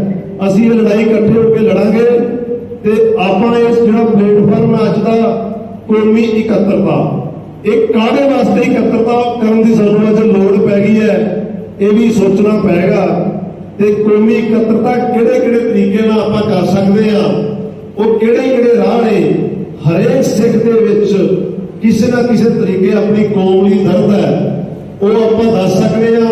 ਮਨੋਜ ਸਿੰਘ ਵੀਰ ਜੀ ਨੂੰ ਇਹ ਵੀ ਕਹਾਂਗੇ ਕਿ ਇੱਕ ਹਰਿਆਣੇ ਦਾ ਇੱਕ ਗਰੁੱਪ ਬਣਾਵਾਂਗੇ ਸਪੈਸ਼ਲ, ਜਿਹੜੇ ਉੱਤੇ ਆਪਣੇ ਵਿਚਾਰ ਦੇ ਸਕਦਾ ਹੈ। ਕਿ ਬੰਦਾ ਕੋਈ ਮੀਟਿੰਗ ਦੇ ਵਿੱਚ ਨਹੀਂ ਆ ਸਕਦਾ, ਉਹ ਆਪਣੇ ਗਰੁੱਪ ਰਾਹੀਂ ਵਿਚਾਰ ਦੇ ਸਕਦਾ ਹੈ, ਜਾਂ ਉਹ ਆਪਣੇ ਮਿਲੇ ਸਮੇਂ ਦੇ ਵਿੱਚ ਉਹ ਆਪਣੀ ਉਹ ਗੱਲ ਨਹੀਂ ਰੱਖ ਸਕਿਆ, ਉਹ ਆਪਣੀ ਉਸ ਗਰੁੱਪ ਦੇ ਵਿੱਚ ਜਾਂ ਵੱਖਰੀ ਮੀਟਿੰਗ ਕਰਕੇ ਟਾਈਮ ਕੱਢ ਕੇ ਆਪਾਂ ਗੱਲ ਰੱਖ ਸਕੀਏ। ਤੇ ਇਦਾਂ ਹੀ ਤੁਸੀਂ ਸਾਰੇ ਸਹਿਯੋਗ ਦਿੰਦੇ ਰਹੋ ਤੇ ਵਾਹਿਗੁਰੂ ਅੱਗੇ ਅਰਦਾਸ ਕਰਿਓ ਸਾਡੀ ਕੌਮੀ ਇਕੱਤਰਤਾ ਜਿਹੜੀ ਹੈ ਇਹ ਸਫਲ ਹੋਵੇ ਤੇ ਆਪਾਂ ਰਲ ਮਿਲ ਕੇ ਜਿਹੜੇ ਛੋਟੇ ਵੱਡੇ ਜਿਹੜੇ ਗਿਲੇ ਸ਼ਿਕਵੇ ਦਿਲਾਂ 'ਚ ਲਈ ਫਿਰਦੇ ਇਹਨਾਂ ਨੂੰ ਦੂਰ ਕਰ ਦਈਏ ਤੇ ਇਹ ਗੱਲਾਂ ਬੈਠ ਕੇ ਵੀ ਹੋ ਜਾਣਗੀਆਂ। ਤੇ ਆਪਾਂ ਹੁਣ ਕੌਮ ਦੀ ਲੜਾਈ ਲਈ, ਕੌਮ ਦੀ ਇੱਕ ਇਕੱਤਰਤਾ ਦੇ ਲਈ ਆਪਾਂ ਇਕੱਠੇ ਹੋਈਏ, ਇੰਨੀ ਬੇਨਤੀ ਪ੍ਰਵਾਨ ਕਰਨਾ। ਵਾਹਿਗੁਰੂ। करीबन 30+ जत्थेबंदियां हैं जो हरियाणा से, दिल्ली से और पंजाब से आई हैं, जिनमें 27 जत्थेबंदियां हरियाणा से हैं। तो ये भाई परमपाल सिंह जी ने जो रास्ता दिखाया कि आपने पंजाब की 70+ जत्थेबंदियों को एक स्टेज पर लेकर आए और फिर पूरे भारत की करीबन 100 जत्थेबंदियों को आपने एक स्टेज पर लेकर आए। तो आपने जो मार्ग जो प्रशस्त किया वो मार्ग, उस मार्ग पे हरियाणा ने भी चल के आज इस कार्यक्रम को सफल बनाया। और जिन भाइयों के नाम हम लोग नहीं जो है बोल पाए, जिनको समय नहीं मिला उनके लिए भी हम क्षमा प्रार्थी हैं। भाई सतीश तोमर जी, भूपेंद्र सिंह डबास जी, पवन सिंह खिल्लर जी, रमेश मोरनखेड़ा जी, सत्यवान दुहन जी, नरेंद्र सांगवान जी, नवीन सिंह देसवाल जी, अमित सिंह चाहर, आशीष चाहर और सरदार नीरज सिंह सांगवान जी जो अमृत आपने छका है और आपके बेटे ने भी अमृत छका है। तो ये सब साथी हम लोग क्षमा प्रार्थी हैं। डॉक्टर अशोक भोला जी, तो नेक्स्ट टाइम जो है ये गोष्ठी का सिलसिला जारी रहेगा और जो है हम लोग कोशिश करेंगे कि नेक्स्ट टाइम जो है जिन भाइयों को टाइम नहीं मिला वो अपनी बात को रखेंगे। तो दूसरी बात जो है एक प्रस्ताव हम लोग पारित करें आज सारी जत्थेबंदियां मिलकर कि अभी मैंने एक बात कही थी कि हरियाणा के अंदर अगर 20 क्लास के अंदर स्टूडेंट हो जाते हैं तो ये कंपलसरी हो जाता है, गवर्नमेंट के लिए मैंडेटरी हो जाता है कि उस स्कूल में पंजाबी टीचर को मुहैया करवाया जाए। लेकिन कुछ साथियों की ये डिमांड आई कि जब 8वीं क्लास तक हरियाणा के अंदर संस्कृत भाषा कंपलसरी है तो 8वीं क्लास तक हरियाणा के अंदर पंजाबी लैंग्वेज कंपलसरी क्यों नहीं हो सकती। तो इस वजह से मेरी रिक्वेस्ट ये है सभी जत्थेबंदियों से कि हाथ उठाकर अगर आप सहमत हैं इस प्रस्ताव को आज पारित करें जो नॉन कंट्रोवर्शियल है, जिसमें किसी की कोई सहमति नहीं हो सकती कि 8वीं क्लास तक जो है हरियाणा के अंदर पंजाबी को अनिवार्य तौर पर, कंपलसरी तौर पर जो है वो पढ़ाया जाए। सत श्री अकाल। और हम लोग इस बारे में अब अपनी जत्थेबंदियों में जो हमारे अपने एजेंडे हैं उन एजेंडाज के साथ इस एजेंडा को भी हम लोग जरूर दोहराया करेंगे कि हरियाणा के अंदर 8वीं क्लास तक जो है वो पंजाबी कंपलसरी की जाए। हरियाणा बनने से पहले भी हरियाणा के अंदर द्विभाषी फार्मूला के तहत 8वीं क्लास तक पंजाबी लैंग्वेज को सीखना अनिवार्य था। मेरे फादर जो हैं वो पंजाबी लैंग्वेज को पढ़ लेते हैं या उनकी उम्र के तमाम लोग जो उस समय हरियाणा के अंदर थे वो पंजाबी को पढ़ लेते हैं। पंजाबी हमारी अपनी भाषा है, हमारी अपनी स्क्रिप्ट है। तो मेरी रिक्वेस्ट यही है कि 8वीं क्लास तक हरियाणा के अंदर हम लोग सरकार से ये डिमांड करते हैं कि 8वीं क्लास तक हरियाणा में अनिवार्य तौर पर जैसे संस्कृत को पढ़ाया जा रहा है वैसे ही पंजाबी लैंग्वेज को पढ़ाया जाए। और ये सिलसिला आज ये कोई जो है सिलसिला आखिरी पड़ाव नहीं है, ये शुरुआत है इस तरीके के सेमिनार्स को हरियाणा के अंदर आगे बढ़ाने की। क्योंकि अभी गुड़गांव की जो जत्थेबंदियां हैं उनको हम लोग इनवाइट नहीं कर पाए थे, फरीदाबाद की जत्थेबंदियों को इनवाइट नहीं कर पाए क्योंकि इस एरिया से वो दूर पड़ती है। तो जिस वजह से वहां अलग से प्रोग्राम्स गुड़गांव में और फरीदाबाद में भी इसी पैटर्न के ऊपर रखे जाएंगे। और बहुत से साथियों के मोबाइल नंबर आ चुके हैं, जिनके मोबाइल नंबर नहीं आए, व्हाट्सएप नंबर नहीं आए, वो अपने व्हाट्सएप नंबर लिखवा दें क्योंकि जितने जत्थेबंदियां आई हैं उन सबका एक व्हाट्सएप ग्रुप बनाएंगे और उस व्हाट्सएप ग्रुप के थ्रू जो है हम लोग अपने मैसेजेस को कन्वे करेंगे और आपके जो सुझाव होंगे, क्योंकि ये सबका साझा मंच है, कोई एक आदमी की जत्थेबंदी नहीं है, ये सभी इस कोऑर्डिनेशन में चल रहे हैं। तो मेरा जो व्हाट्सएप नंबर है वो भी आप बेशक लिख लीजिए और जो है यहाँ आप मुझे अपना जो है व्हाट्सएप नंबर बता दीजिएगा कि जिसमें हम लोग एक व्हाट्सएप ग्रुप बना सके। मेरा मोबाइल नंबर है 7495077949। तो ये भी आप लिख लेंगे और मुझे अपना व्हाट्सएप नंबर जो है लिखवा देंगे, जिससे एक जो है मिलजुल के हम लोग काम कर सके। जिन साथियों को टाइम नहीं मिला उनके लिए मैं क्षमा प्रार्थी हूँ। और जो है चूंकि हमारा हरियाणा की तरफ से हमारा ये फर्स्ट प्रोग्राम था, तो जो कमियां पेशी रही हैं उसके लिए भी मैं हाथ जोड़ के आप सभी से जो है माफी चाहता हूँ, क्षमा प्रार्थी हूँ। वाहेगुरु जी का खालसा, वाहेगुरु जी की फतेह। जहां तक फैलाव की बात है, सिक्की ने बहुत अच्छा प्रदर्शन किया है। आज दुनिया का कोई एक ऐसा देश नहीं होगा जहां तक सिक्की नहीं पहुंची। दुनिया के हर देश में सरदार और सिक्की की मौजूदगी इस बात की गवाह है। परंतु जहां तक जोड़ने की बात है, पिछले 100 साल से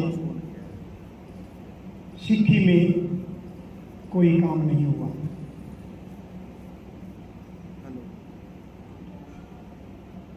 जिस सिक्की को आज से 100 साल पहले तक दिल्ली के रास्ते होते हुए पटना तक पहुंच जाना चाहिए था, उस सिक्की को विरोधियों ने अंबाला और करनाल तक ही रोक दिया।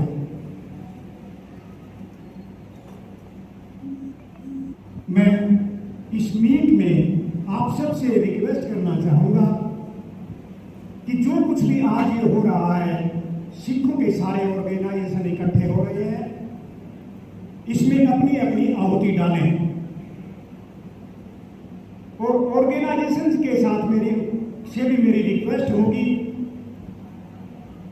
कि 1 से 2, 2 से 4 और 4 से 8 के फार्मूला को अपनाते हुए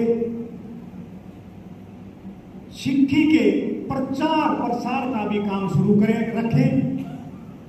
जो वर्तमान में जो सिख हैं इनको जोड़ने के साथ साथ सिक्की का और प्रचार करें और नए से नए युवाओं को या नए से नए साथियों को जोड़ते रहें। और मैं चाहूंगा कि आने वाले 50 साल में सिक्की पटना तक सिक्की ही सिक्की दिखाई दे। यही मेरा आपको संदेश है। धन्यवाद। समझते हैं कि जो चीज बाबा साहब अम्बेडकर ने चाही वो चीज सिखों में व्यवहारिक तौर पर दिखाई देती है, जैसे समता, स्वतंत्रता, बंधुता, न्याय, जिसको कॉन्स्टिट्यूशन में भी स्थान दिया बाबा साहब अम्बेडकर ने, वो चीज बराबरी है सिखों में। क्योंकि हम गुरुद्वारे में जब जाते हैं तो सारे लंगर एक साथ बैठ करके लेते। सिखों में जो हिंदुओं में, मैं हिंदू जाति में पैदा हुआ, हिंदुओं में जो भेदभाव है वो भेदभाव सिखों में मतलब कम दिखाई देता है। कुछ जगह है जातिवाद है सिखों में भी, लेकिन मैं समझता हूं कि वो सिख नहीं है। अगर सिख है तो उसमें जाति की भावना नहीं होनी चाहिए। क्योंकि अभी सबसे जैसे अभी साथियों ने बताया, क्योंकि सिख अन्याय के खिलाफ पद के बारे में भी साथी इधर बता रहे थे, अत्याचार के खिलाफ, मां बहनों की इज्जत की सुरक्षा के लिए, तो सिख धर्म जब ये इन चीजों के लिए है तो बाबा साहब अम्बेडकर ने भी इन्हीं चीजों के लिए प्रयास किया। तो हम उस आंदोलन में जुड़े और मैं प्रधान नहीं हूं बामसेफ का, मैं राष्ट्रीय संगठन सचिव हूं बामसेफ संगठन में। तो साथी मनोज दून ने बताया कि आज सिख संगठनों की एक बैठक कर आपको आना चाहिए, तो मैंने कहा मैं जरूर आऊंगा। और केवल साथियों हम यहाँ पर नहीं, मैं एक कर्मचारी हूँ, कर्मचारी होने के बावजूद जो किसान आंदोलन था, तो मैं उस आंदोलन में जहां दिल्ली में भी शरीक हुआ, जो पंजाब से साथी आ रहे थे, भूला जीका की तरफ से, पटियाला की तरफ से जो साथी आए, तो हमने हरियाणा के साथियों ने बड़ी संख्या में वहां जाकर उनका स्वागत किया। और जो बैरियर लगाए गए थे पुलिस के, पंजाब और हरियाणा के साथियों ने मिलकर के उन बैरियर को हटाया कि हम सब एक हैं और ये आंदोलन पूरे देश के लिए, केवल किसान के लिए नहीं है, केवल पंजाब के लिए नहीं है। हम उस आंदोलन में शरीक हुए और हमने जो बहुजन संगठन है, मूल निवासी संगठन, कुछ लोग दलित भी लिखते हैं लेकिन हम दलित नहीं लिखते, फिर भी उन सबको साथ लेकर के हमने कहा कि किसान आंदोलन का हमें साथ देना, क्योंकि जो कृषि वाले कानून थे उससे केवल किसान का नुकसान नहीं होगा, उससे मजदूर का उससे भी ज्यादा नुकसान होने वाला था। क्योंकि मजदूरों को पैकिंग में अनाज मिलता और वो अभी भी शुरू कर दिया सरकार ने, अभी उस पर टैक्स लगा दिए। और अभी मेरे साथियों आपने यहीं पर कुंदरी एक मंडी है कैथल में, डांट मंडी है, अब की बार वहाँ अनाज नहीं खरीदा गया, वो सीधा साइलों में गया डांट में। तो वहाँ पर जो मजदूर सफाई करते थे वो उनकी मजदूरी खत्म हो गई। जो मजदूर मजदूरी वहां खत्म हो गई, जो झरना लगाते थे उनकी मजदूरी खत्म हो गई, जो बोरियों को सिलने का काम करते थे उनकी मजदूरी खत्म हो गई। तो ये केवल जो ये कृषि वाले कानून केवल किसान के खिलाफ नहीं, मजदूर के खिलाफ उससे भी कई गुना खराब थे, नुकसानदायक है। हमने इस चीज को महसूस किया और हमने, क्योंकि ये बात हमारे अंदर पहले ही थी, क्योंकि सिखों ने हमेशा न्याय का साथ दिया, अन्याय के खिलाफ लड़े और अत्याचार के खिलाफ लड़े, ये भावना तो है। और हमारे गुरु रविदास जी के बहुत सारे दोहे गुरु ग्रंथ साहब में शामिल हैं, तो ये हमें पता लगता है कि वहां इस तरह का भेदभाव नहीं है। और ये सिख इस आंदोलन को लेकर के आए हैं और ये सफल होगा ये आंदोलन। और हम स्टेज पर भी दिल्ली में भी गए, वामसेप की ओर से समर्थन किया। हमने कहा कि ये केवल किसानों का आंदोलन नहीं है, ये मजदूरों का भी आंदोलन है, ये कर्मचारियों का भी आंदोलन है। क्योंकि कर्मचारी क्या है, हेफड़ है या एफसीआई है, उसके जो गोदाम है वो सारे बंद हो जाएंगे। जब सरकार अनाज नहीं खरीदेगी तो जो कर्मचारी है उसकी छुट्टी हो जाएगी। तो इसलिए ਤੁਹਾਡੇ ਰੂਬਰੂ ਕਰਨਾ ਹੈ। ਉਹ ਸਰਦਾਰੀਆਂ ਟਰਸਟ ਪੰਜਾਬ ਤੋਂ ਆਏ ਨੇ ਤੇ ਮੈਂ ਥੋੜਾ ਜਿਹਾ ਦੱਸਦਾ ਕਿ ਸਰਦਾਰੀਆਂ ਟਰਸਟ ਨੇ ਕੁਝ ਸਮਾਂ ਪਹਿਲਾਂ ਜੋ ਫੈਸ਼ਨ ਦੇ ਦੌਰ ਦੇ ਵਿੱਚ ਫੈਸ਼ਨ ਦੀ ਭੇਟ ਕਰਕੇ ਸਾਡੇ ਹੀ ਨੌਜਵਾਨ ਜਿਹੜੇ ਸੀ ਉਹ ਵਾਲ ਕਟਾ ਰਹੇ ਸੀ ਜਾਂ ਬੇਅਦਬੀ ਵਾਲੇ ਬੰਨੇ ਜਾ ਰਹੇ ਸੀ, ਉਹਨਾਂ ਨੂੰ ਇੱਕ ਨਵਾਂ ਸੁਪਨਾ ਦਿੱਤਾ, ਨਵੀਂ ਉਹਨਾਂ ਨੂੰ ਇੱਕ ਸੋਚ ਦਿੱਤੀ। ਉਹਨਾਂ ਨੇ ਪੱਗਾਂ ਦੇ ਵਿੱਚ ਹੀ ਰੈਵੋਲੂਸ਼ਨ ਲਿਆ ਕੇ ਤਰ੍ਹਾਂ ਤਰ੍ਹਾਂ ਦੀਆਂ ਪੱਗਾਂ ਸਾਡੇ ਸਿਰਾਂ ਤੇ ਸਜਾ ਕੇ ਤਾਂ ਇੱਕ ਟਰਸਟ ਜਿਹੜੀ ਇੱਕ ਫਾਊਂਡੇਸ਼ਨ ਖੜੀ ਕੀਤੀ ਸਰਦਾਰੀਆਂ ਟਰਸਟ, ਉਹ ਅੱਜ ਇੰਟਰਨੈਸ਼ਨਲ ਲੈਵਲ ਤੇ ਵਿਚਰ ਰਹੀ ਹੈ। ਪੰਜਾਬ ਤੇ ਪੰਜਾਬ ਤੋਂ ਬਾਹਰ ਤੇ ਦੇਸ਼ ਇੰਡੀਆ ਤੋਂ ਵੀ ਬਾਹਰ ਉਹਦੀਆਂ ਜਿਹੜੀਆਂ ਉਹ ਕੋਚਸ ਜਿਹੜੇ ਨੇ ਉਹ ਆਪਣੀਆਂ ਸੇਵਾਵਾਂ ਦੇ ਰਹੇ ਨੇ ਤੇ ਉਹਨਾਂ ਵੱਲੋਂ ਸਪੈਸ਼ਲ ਖਾਸ ਤੌਰ ਤੇ ਵੀ जुगराज सिंह जी आए ने।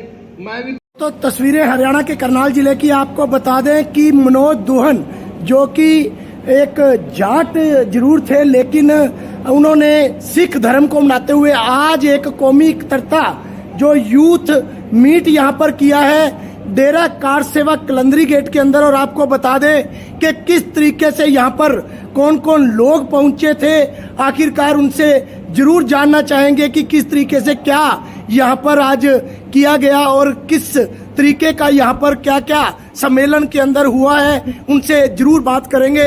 मनोज जी आपको बताएंगे कि किस तरीके से यहाँ पर आज क्या सम्मेलन रखा गया था, क्या कहना चाहेंगे मनोज जी, कैसे पहुंचे थे? देखिए, हमारे भाई हैं सरदार परमपाल सिंह जी, आप एसोसिएशन ऑफ सिख ऑर्गेनाइजेशंस के कोऑर्डिनेटर हैं, तो आपने जो है ये कॉल दी थी क्योंकि आप पंजाब की करीबन 70 जत्थेबंदियों को एक कर चुके हैं, तो उन्हीं के रास्ते पर चलते हुए जो है ये कार्यक्रम सारे हरियाणा के करीबन 27 जत्थेबंदियों ने मिलकर जो है इस प्रोग्राम को किया। और हम लोग तो केवल एक माध्यम रहे। भाई हरजीत सिंह विरक जी जो है वो उन्होंने सारी व्यवस्थाएं की और हम लोग धन्यवादी हैं बाबा जी के कि जिन्होंने इतना अच्छा प्रीमिसेस हमें उपलब्ध करवाया। और जो है इस तरीके की जो प्रोग्राम्स हैं इनको हम लोग हरियाणा के अंदर करते रहेंगे। केवल यही था कि हरियाणा में जितनी भी पांथिक जत्थेबंदियां हैं वो एक दूसरे के कोऑर्डिनेशन में आ जाएं और जो है एक दूसरे के कोऑर्डिनेशन में आके वो जो है सारे जो है काम करें। चलिए दोस्तों, आपको बता दें कि परमपाल सिंह जी जो कि इस पूरे सम्मेलन के एक यहाँ पर हरियाणा के अंदर उन्होंने उसकी जिम्मेवारी मनोज दून को दी और उसके चलते उन्होंने यहाँ पर एक सम्मेलन जरूर कराया है। और आपको बता दें कौमी एकता यूथ मीट यहाँ पर आज कराया गया है और उसके चलते इन्होंने किस तरीके से यहाँ पर पूरी तरह से अपनी मौजूदगी दिखाते हुए यहाँ पर सिख नेता कई पहुंचे हैं, उनसे भी बात करेंगे कि क्या कहना है, आखिरकार कैसे आज यहाँ पहुंचे थे। ਅਸੀਂ ਪੰਜਾਬ ਤੋਂ ਅਲਾਈਅੰਸ ਆਫ ਸਿੱਖ ਆਰਗੇਨਾਈਜੇਸ਼ਨਸ ਤੋਂ ਇੱਥੇ ਆਏ ਹਾਂ ਔਰ ਇੱਕ ਜਿਹੜਾ ਕਨਸੈਪਟ ਹੈ, ਇੱਕ ਆਈਡੀਆ 2018 ਦੇ ਵਿੱਚ ਪੰਜਾਬ ਦੇ ਵਿੱਚ ਅਸੀਂ ਟਰਾਇਲ ਕੀਤਾ ਸੀ ਕਿ ਅਲੱਗ-ਅਲੱਗ ਖੇਤਰ ਦੇ ਵਿੱਚ ਅਲੱਗ-ਅਲੱਗ ਜਥੇਬੰਦੀਆਂ ਕੰਮ ਕਰ ਰਹੀਆਂ ਨੇ ਔਰ ਬਹੁਤ ਸਾਰੀਆਂ ਇੱਕੋ ਸ਼ਹਿਰ ਦੇ ਵਿੱਚ ਇੱਕੋ ਹੀ ਕੰਮ ਕਰ ਰਹੀਆਂ ਨੇ ਪਰ ਉਹਨਾਂ ਦਾ ਆਪਸੀ ਕੋਈ ਤਾਲਮੇਲ ਨਹੀਂ ਹੈ। ਸੋ 2018 ਦੇ ਵਿੱਚ ਅਸੀਂ ਅਲੱਗ-ਅਲੱਗ ਖੇਤਰ ਦੇ ਵਿੱਚ ਕੰਮ ਕਰ ਰਹੀਆਂ ਜਥੇਬੰਦੀਆਂ ਨੂੰ ਤਾਲਮੇਲ ਬਣਾਉਣ ਲਈ ਸ਼੍ਰੀ ਅਕਾਲ ਤਖਤ ਸਾਹਿਬ ਤੇ ਸੱਦਾ ਦਿੱਤਾ ਸੀ, ਜਿਹਦੇ ਵਿੱਚ ਪਹਿਲੇ ਇਨੀਸ਼ੀਅਲ ਸਟੇਜ ਦੇ ਉੱਤੇ 35 ਸਿੱਖ ਜਥੇਬੰਦੀਆਂ ਅਕਾਲ ਤਖਤ ਸਾਹਿਬ ਪਹੁੰਚੀਆਂ ਔਰ ਉਹਨਾਂ ਨੇ ਤਾਲਮੇਲ ਬਿਠਾ ਕੇ ਕੰਮ ਕਰਨ ਲਈ ਜਿਹੜਾ ਉੱਥੇ ਵਾਅਦਾ ਕੀਤਾ ਇੱਕ ਦੂਜੇ ਨਾਲ, ਜਿੱਥੋਂ ਅਲਾਇੰਸ ਆਫ ਸਿੱਖ ਆਰਗੇਨਾਈਜੇਸ਼ਨ ਯਾਨੀ ਕਿ ਸਿੱਖ ਜਥੇਬੰਦੀਆਂ ਦਾ ਗੱਠਜੋੜ ਜਿਹੜਾ ਹੋਣ ਦੇ ਵਿੱਚ ਆਇਆ। ਔਰ ਪੰਜਾਬ ਤੋਂ ਬਾਅਦ ਅਸੀਂ ਹੁਣ ਇਸ ਤੋਂ ਪਹਿਲਾਂ ਦਿੱਲੀ ਜਿੱਥੇ ਤਕਰੀਬਨ 25 ਦੇ ਕਰੀਬ ਸਿੱਖ ਜਥੇਬੰਦੀਆਂ ਨੇ ਇਸੇ ਤਰ੍ਹਾਂ ਦੀ ਕੌਮੀ ਇਕੱਤਰਤਾ ਜਿਹੜਾ ਮਕਸਦ ਉਹੀ ਤਾਲਮੇਲ ਬਿਠਾਉਣਾ ਇੱਕ ਸੁਰਤਾ ਇਕਸਾਰਤਾ ਬਣਾਉਣੀ ਤੇ ਉਹ ਇੱਕ ਕਾਮਯਾਬ ਰਿਹਾ। ਉਸ ਦਿੱਲੀ ਤੋਂ ਬਾਅਦ ਹੁਣ ਜਿਹੜਾ ਹਰਿਆਣੇ ਦੇ ਵਿੱਚ ਕਰਨਾਲ 'ਚ ਪ੍ਰੋਗਰਾਮ ਕੀਤਾ ਗਿਆ, ਜਿੱਥੇ ਹਰਿਆਣੇ ਤੋਂ ਹੀ 27 ਸਿੱਖ ਜਥੇਬੰਦੀਆਂ ਨੇ ਭਾਗ ਲਿਆ। ਉਹਨਾਂ ਦੇ ਨੁਮਾਇੰਦੇ ਪਹੁੰਚੇ ਔਰ ਉਹਨਾਂ ਨੇ ਉਹੀ ਤਾਲਮੇਲ ਆਪਸ 'ਚ ਬਿਠਾ ਕੇ ਚੱਲਣ ਦੀ ਜਿਹੜੀ ਵਚਨਬੱਧਤਾ ਨੂੰ ਦੁਹਰਾਇਆ। ਔਰ ਇਸ ਤੋਂ ਬਾਅਦ ਅਸੀਂ ਰਾਜਸਥਾਨ, ਜੰਮੂ, ਅਲੱਗ-ਅਲੱਗ ਸਟੇਟਾਂ ਦੇ ਵਿੱਚ ਜਾ ਕੇ ਇਸੇ ਮੂਵਮੈਂਟ ਨੂੰ, ਇਸ ਆਈਡੀਏ ਨੂੰ ਜਿਹੜਾ ਉਹ ਅੱਗੇ ਇਨੀਸ਼ੀਏਟਿਵ ਲਵਾਂਗੇ ਕਿ ਵੱਧ ਤੋਂ ਵੱਧ ਜਿਹੜੀਆਂ ਜਥੇਬੰਦੀਆਂ ਨੇ, ਜਿਵੇਂ ਪਹਿਲਾਂ ਮਿਸਲਾਂ ਵੇਲੇ ਦਰਬਾਰੇ ਖਾਲਸਾ ਵੇਲੇ ਸਾਰੀਆਂ ਮਿਸਲਾਂ ਇਕੱਠੀਆਂ ਹੋ ਜਾਂਦੀਆਂ ਸੀ, ਅਸੀਂ ਕੋਸ਼ਿਸ਼ ਕਰਾਂਗੇ ਕਿ ਲਗਾਤਾਰ ਸਾਰੀਆਂ ਸਟੇਟਾਂ ਵਿੱਚ ਕੰਮ ਕਰਕੇ ਉਸੇ ਦਰਬਾਰੇ ਖਾਲਸਾ ਨੂੰ ਰਿਵਾਈਵ ਕਰਕੇ ਸ਼੍ਰੀ ਅਕਾਲ ਤਖਤ ਸਾਹਿਬ ਦੇ ਇਹ ਸਾਰੀਆਂ ਹੀ ਮਿਸਲਾਂ ਦੇ ਵਿੱਚ ਵੰਡੀਆਂ ਹੋਈਆਂ ਜਥੇਬੰਦੀਆਂ ਇੱਕ ਵਾਰ ਮੁੜ ਤੋਂ ਇਕੱਠੀਆਂ। इस एकजुटता का मकसद आपका क्या रहेगा इस सम्मेलन के बाद? ਸਾਡੀ એનર્ਜੀ, ਸਾਡੇ ਰਿਸੋਰਸਸ, ਸਾਡੇ ਸਾਰੇ ਸਾਧਨ ਸਾਰੇ ਹੀ ਕੰਮ ਕਰ ਰਹੇ ਨੇ, ਪਰ ਉਹਦੇ ਵਿੱਚੋਂ ਰਿਜ਼ਲਟ ਇਸ ਕਰਕੇ ਨਹੀਂ ਨਿਕਲ ਰਿਹਾ ਕਿਉਂਕਿ ਇੱਕੋ ਹੀ ਫੀਲਡ 'ਚ ਕੰਮ ਕਰ ਰਹੀਆਂ ਜਥੇਬੰਦੀਆਂ ਹਨ, ਜਿਨ੍ਹਾਂ ਦਾ ਕੰਮ ਕੌਮ ਦੀ ਭਲਾਈ ਹੈ, ਕੌਮ ਦੀ ਵੈਲਫੇਅਰ ਲਈ ਹੈ, ਸਿੱਖਾਂ ਦੀ ਭਲਾਈ ਹੈ ਔਰ ਸਿੱਖਾਂ ਦੀ ਰਾਸ਼ਟਰੀ ਲੜਾਈ ਲੜਨਾ ਹੈ। ਉਹਨਾਂ ਦੀ ਜਿਹੜੀ ਆਪਸੀ ਇਕਸੁਰਤਾ, ਇਕਸਾਰਤਾ ਨਾ ਹੋਣ ਕਰਕੇ ਸਾਨੂੰ ਰਿਜ਼ਲਟ ਨਹੀਂ ਮਿਲ ਰਿਹਾ। ਸੋ ਅਸੀਂ ਰਿਜ਼ਲਟ ਓਰੀਐਂਟਡ ਕੰਮ ਕਰਦੇ ਹਾਂ ਔਰ ਚਾਹੁੰਦੇ ਹਾਂ ਕਿ ਇਸ એનર્ਜੀ ਦੇ ਵਿੱਚੋਂ ਕੋਈ ਨਤੀਜਾ ਨਿਕਲੇ। ਉਹਨਾਂ ਨਤੀਜਿਆਂ ਦੀ ਭਾਲ ਲਈ ਅਸੀਂ ਸਾਰਿਆਂ ਦਾ ਤਾਲਮੇਲ ਬਿਠਾ ਕੇ ਇਹਨਾਂ ਨੂੰ ਇੱਕ ਲੜੀ 'ਚ ਪਰੋਣ ਦੀ ਜਿਹੜੀ ਹੈ ਕੋਸ਼ਿਸ਼ ਕਰ ਰਹੇ ਹਾਂ। चलिए यहाँ पर बात करेंगे, नलवी जी हैं, हालांकि बताएंगे पूरा अपना वेरवा जरूर देंगे। क्या कहना चाहेंगे, कहाँ से पहुँचे हैं और क्या नाम है आपका? ਵਾਹਿਗੁਰੂ ਜੀ ਕੀ ਫਤਿਹ। ਮੇਰਾ ਨਾਮ ਗੁਰਜੋਤ ਸਿੰਘ ਨਲਵੀ ਹੈ ਜੀ। ਮੈਂ ਗੁਰਮਤਿ ਐਜੂਕੇਸ਼ਨ ਸੁਸਾਇਟੀ USA ਦਾ ਸੀਨੀਅਰ ਇੱਥੇ ਪ੍ਰਧਾਨਗੀ ਦੇ ਤੌਰ ਤੇ ਅਸੀਂ ਪਿੰਡਾਂ ਦੇ ਵਿੱਚ ਸੇਵਾਵਾਂ ਨਿਭਾ ਰਹੇ ਹਾਂ। ਸੋ ਇਸ ਤੇ ਅੱਜ ਇੱਕ ਕੌਮੀ ਇਕੱਤਰਤਾ ਜੋ ਹੈ ਯੂਥ ਮੀਟ ਜਿਹੜੀ ਹੈ ਕੀਤੀ ਗਈ ਹੈ ਜੀ। ਅੱਜ 24 ਜੁਲਾਈ ਦਿਨ ਐਤਵਾਰ ਨੂੰ ਔਰ ਬਹੁਤ ਵਧੀਆ ਤਰੀਕੇ ਦੇ ਨਾਲ ਇੱਥੇ ਵਿਚਾਰ ਚਰਚਾ ਹੋਈਆਂ ਨੇ। ਇਸ ਮੌਕੇ ਗੁਰਮਤਿ ਐਜੂਕੇਸ਼ਨ ਸੁਸਾਇਟੀ USA ਬਹੁਤ ਵੱਡੇ ਲੈਵਲ ਤੇ ਪਿੰਡਾਂ ਦੇ ਵਿੱਚ, ਸਕੂਲਾਂ ਵਿੱਚ ਪ੍ਰਚਾਰ ਕਰਦੀ ਹੈ ਔਰ ਬੱਚਿਆਂ ਨੂੰ ਉਹਨਾਂ ਦੀ ਐਜੂਕੇਸ਼ਨ ਦੇ ਵਿੱਚ ਹੈਲਪ ਕਰਦੀ ਹੈ। ਬਹੁਤ ਸਾਰੇ ਬੱਚਿਆਂ ਦੀ ਫੀਸਾਂ ਭਰਨੀਆਂ, ਸਮਾਜ ਭਲਾਈ ਦੇ ਕੰਮ ਕਰਨੇ, ਮੇਨ ਮਿਸ਼ਨ ਸਾਡਾ ਐਜੂਕੇਸ਼ਨ ਹੈ ਤਾਂ ਕਿ ਆਉਣ ਵਾਲੇ ਸਮੇਂ ਦੇ ਵਿੱਚ ਸਾਡੀ ਸਿੱਖ ਕੌਮ ਦੇ ਬੱਚੇ ਚੰਗੇ IPS ਆਫੀਸਰ ਬਣ ਸਕਣ, ਚੰਗੇ ਐਡਵੋਕੇਟ, ਚੰਗੇ ਡਾਕਟਰ ਬਣ ਸਕਣ। ਸੋ ਇਸ ਮੌਕੇ ਅੱਜ ਅਸੀਂ ਗੁਰੂ ਗ੍ਰੰਥ ਸਾਹਿਬ ਦੇ ਸੰਬੰਧਿਤ ਜੋ ਦਾਸ ਵੱਲੋਂ ਕਿਤਾਬ ਲਿਖੀ ਗਈ ਹੈ, 500 ਸਵਾਲ ਇਸ ਕਿਤਾਬ ਵਿੱਚ ਨੇ ਜੀ। ਸੋ ਇਸ ਕਿਤਾਬ ਨੂੰ ਅਸੀਂ, ਮੇਰੇ ਨਾਲ ਸਾਰੇ ਵੀਰਾਂ ਨੇ ਔਰ ਜਿੰਨੇ ਵੀ ਕੌਮੀ ਪੰਥ ਦਰਦੀ ਵੀਰ ਨੇ, ਇਸ ਕਿਤਾਬ ਨੂੰ ਰਿਲੀਜ਼ ਕੀਤਾ ਗਿਆ ਹੈ। ਸੋ ਮੈਂ ਬਹੁਤ ਧੰਨਵਾਦ ਕਰਦਾ ਹਾਂ ਤੇ ਸ਼ੁਕਰਾਨਾ ਕਰਦਾ ਹਾਂ ਅਕਾਲ ਪੁਰਖ ਵਾਹਿਗੁਰੂ ਪ੍ਰਮਾਤਮਾ ਦਾ, ਜਿਨ੍ਹਾਂ ਦੀ ਕਿਰਪਾ ਦੇ ਸਦਕਾ ਇਹਨਾਂ ਪੰਥ ਦਰਦੀ ਵੀਰਾਂ ਦੇ ਨਾਲ ਸੋਹਣੇ ਤਰੀਕੇ ਨਾਲ ਮਿਲ ਕੇ ਅਸੀਂ ਆ ਰਹੀਆਂ ਜਿਹੜੀਆਂ ਕੌਮ ਨੂੰ ਚੁਣੌਤੀਆਂ ਨੇ ਉਹਦੇ ਬਾਰੇ ਵਿਚਾਰ ਕੀਤੀ ਗਈ ਹੈ। ਸਾਡੇ ਜਿਹੜੇ ਆਪਣੀ ਹੋਂਦ ਦੇ ਮਸਲੇ ਨੇ ਉਹਨਾਂ ਬਾਰੇ ਵਿਚਾਰ ਕੀਤੀ गई है। सो बहुत बहुत धन्यवाद जी। वाहिगुरू जी का खालसा, वाहिगुरू जी। चलिए दोस्तों, ये तस्वीरें हरियाणा के करनाल जिले की डेरा कार सेवा की तस्वीरें हैं। कौमी एकता के चलते यहाँ मनोज धून ने जरूर एक कार्यक्रम किया था और उस कार्यक्रम के चलते लगातार उन्होंने अपनी मौजूदगी और सिख नेताओं ने अपनी मौजूदगी जरूर दिखाई है। यहाँ पर आपको बता दें कि ये जो एक नया इन्होंने अपनी मीट जरूर रखी है, यूथ मीट जरूर रखी है। कौमी एकता जो इसका अलायंस ऑफ सिख ऑर्गेनाइजेशंस इसका नाम भी दिया है और एकजुटता दिखाते हुए लगातार सभी ने अपनी मौजूदगी दिखाई है। दोस्तों, ज़्यादा से ज़्यादा इस खबर को शेयर कीजिए। मैं हूं हरविंदर, आप देख रहे हैं बड़ी खबर न्यूज करनाल। धन्यवाद।